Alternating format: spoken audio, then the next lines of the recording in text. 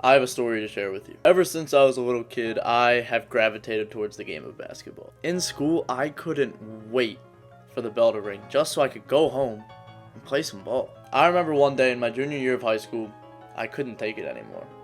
I was tired of staring at the clock all day and feeling like I was losing precious time to work on my craft. I had to figure out what to do before I went insane. And I hated this idea floating around in my mind of like, while I'm sitting here, there could be other people getting better. I hated that. So, I improvised. The next day, I brought a tennis ball to school. It wasn't much, but, it made it okay. I'll never forget those walks through the hallway while dribbling the tennis ball. It made those walks really memorable. And whenever I got bored in class, I would start playing with the tennis ball at my desk, or if the class was loud enough, I would just dribble it on the floor. For all these years, I have notoriously been known as the guy who's obsessed with a basketball. And hey, I don't take offense to it. I take it as a compliment. But people have even made jokes to me over the years, like, whenever there's a basketball around, I just pick it up instinctively without even thinking about it. And I've been made fun of that so many times over the years. Now, my first piece of advice for you is to always have a basketball in your hands. The more time you spend with the basketball in your hands, the better dribbler you will become. As a basketball player, you need to understand that the fastest way to improve any part of your game is to practice at game speed. When you're first learning a new skill, whether it be a new dribble move or a new footwork pattern or anything like that, go slow and, make sure to master it. Do it correctly the first time. But once you understand how to do something, speed it up. Go at game speed so that you're prepared for when the games come. I wish I knew this sooner. There are so many basketball players like my younger self that just go through their workouts lazily. They don't go at game speed. They just kind of lollygag through it. Yeah, I'm looking at you, Tyler. I didn't implement game speed training until the summer of my sophomore year, which was after my sophomore season, and the difference shows. In my sophomore year, I had 13 varsity points in total, and in my junior year, I had 410. To give you some extra perspective on that, I averaged more points in my junior year than I scored total in my sophomore year. It is so common amongst basketball players to carelessly go through their workouts and just try to break a sweat instead of going all in. The best way to prepare yourself for something is to do something harder first. That's why the best academic students go through so many practice tests in order to ace the real one. The key to preparing for basketball games is to make your practices even harder than the games so the games feel like a cakewalk. Hey guys, real quick before we go any further, let me sell out real quick. Ladies and gentlemen, boys and girls, we got merch now. The designs are beautiful and the messages too. I'm so hyped to get this out to you guys and start the Keep God First movement. Click on the top link in the description or go to kg1shop.myshopify.com and get yourself some Keep God First apparel. I love you all and thank you for your support. When you're doing your workouts, use your imagination. Use your mind's eye to see the defender right in front of you, the help side, and all the spacing on the floor. This way, you won't make the mistakes in practice that will translate to the games because you already did the workouts with the game setting in your mind. For example, you won't dribble with your right hand if the defender is reaching in on your right side in your mind's eye. Scenarios that you play in your head like that will make you a better basketball player. Also, get into as many pickup games as possible to experience going up against live defense. While this may sound counterintuitive to what we've already talked about, if you want to be a great playmaker in basketball, the less dribbles you use to get to your spots and make a play, the better. This is called being efficient. And as a playmaker, efficiency has to be your middle name. My trainer taught me a simple phrase that has helped me throughout my high school basketball career. That phrase contains 4 words. Dribble with a purpose. When I was younger, I would dribble around the court with no idea where I was going or how I was going to score. I was running like a chicken with its head cut off.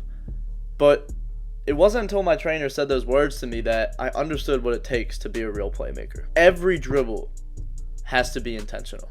Another phrase my coach taught me was, no wasted dribbles. Online, you may see fancy dribble moves and offensive guys doing the most, but guess what?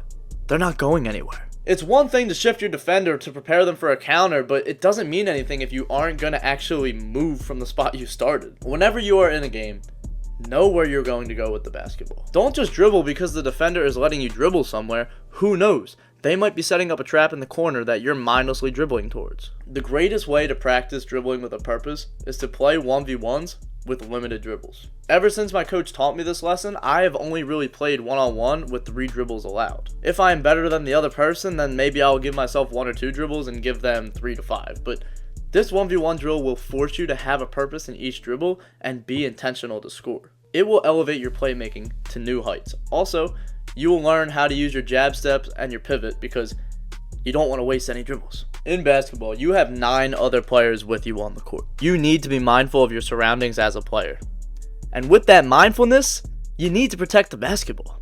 Another analogy from my trainer I was given was understanding that the basketball is your baby. You wouldn't put your baby in danger, so do not put the basketball in danger. Sometimes you can't avoid the danger though. And when a defender reaches in for the steal, you will need to act fast and get the ball away from them. Use your body as a shield and whip the ball away from them. You need to be comfortable with the basketball at all angles. If you are only comfortable dribbling at waist height, for example, you will not be able to split double teams or dribble through traffic, which may require dribbling low. Also, with different footwork moves such as Euro steps and hop steps, you need to be comfortable with varying dribble pickups. This will require the basketball to be picked up at different areas of your body. The last thing you want is to be predictable, and being comfortable with the basketball eliminates that. A drill to help with this is practicing dribble moves with different heights and varying the height on each dribble. Also, include practicing your dribbles in front of your body and on the side of your body and behind you. Get every angle while you're doing your dribble moves. As for the dribble pickups, just practice them over and over and over again until you master them. To dribble faster and increase the control with your handle, you must pound the basketball. A lot of young players fail to do this, and that is the #1 reason why they lose the ball. For example, young players do a behind the back dribble without pounding the ball, and the ball hits off their shoe and goes out of bounds. Now, this doesn't mean every dribble has to put a hole through the floor, but a change of pace will keep the defense guessing. Look, for myself personally, I am not the fastest guy out there. Shocker, I know.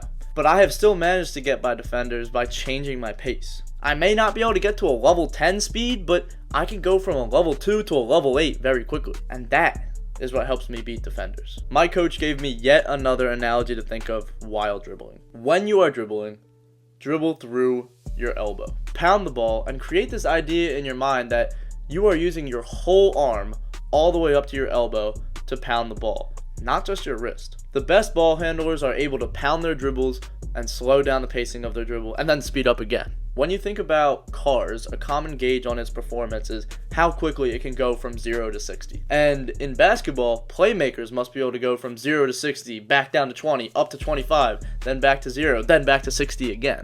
Remember, it's not about being fast just for the sake of being fast. It's about intentionality and purpose in all your moves. The shiftiest players use their whole body when they dribble. They use fakes and jabs to get the defender leaning one way before they rip the other. And then using their whole body, they utilize their eyes too. Just by looking at the rim for a second acts as a pump fake because it freezes the defender for a millisecond. Also, when you are dribbling, do not stand straight up. Get low. Do not bend at the back. Bend at the knees. You will hurt your back if you lean forward that way, and it is not a very athletic stance anyway.